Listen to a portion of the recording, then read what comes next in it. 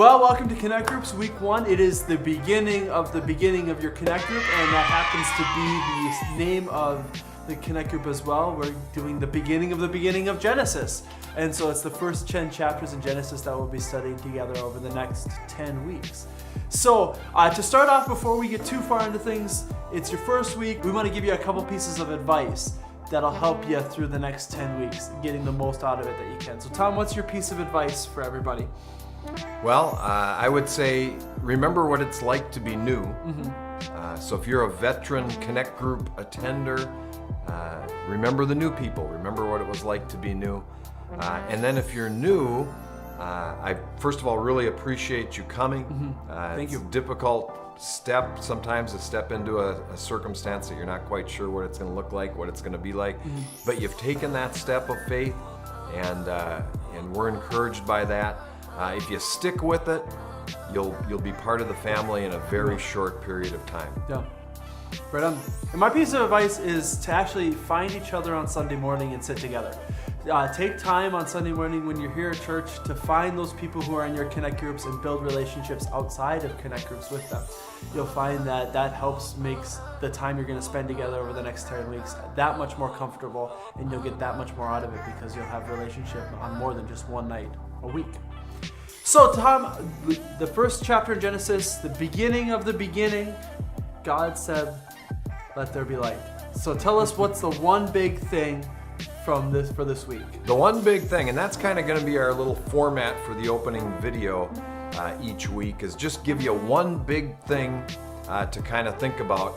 And chapter 1, it's almost a given. They kind of tee it up for you, and we just have to knock it out of the park, because it's chapter 1, verse 1, in the beginning, God.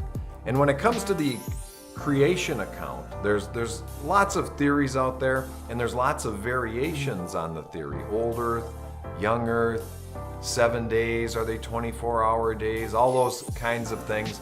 And sometimes you can get lost in the minutia of it all. Yeah. My thought is the one big thing is in the beginning, God.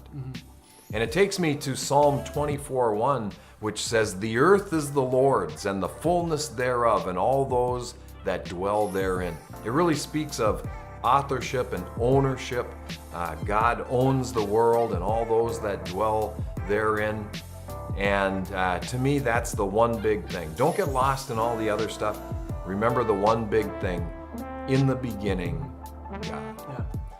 And along with the one big thing, we have one big question for you this week. So Tom, what's your one big question for us to answer together? Well, the one big question, and I hope you spend some time on this in your group, because I think it's a fun question, a little bit philosophical, but if God owns it all, how does that affect the way we live? If God owns it all, how does that affect the way we live now? That's a good question, Tom.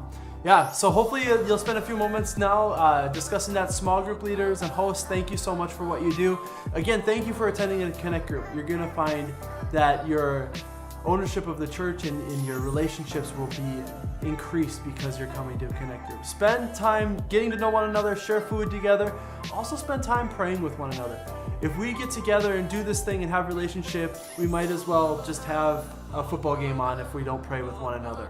Take time, share with one another what's going on, receive prayer, and I believe God will meet us in our times of need together. So have a great day and a great evening together, and we'll talk to you next time.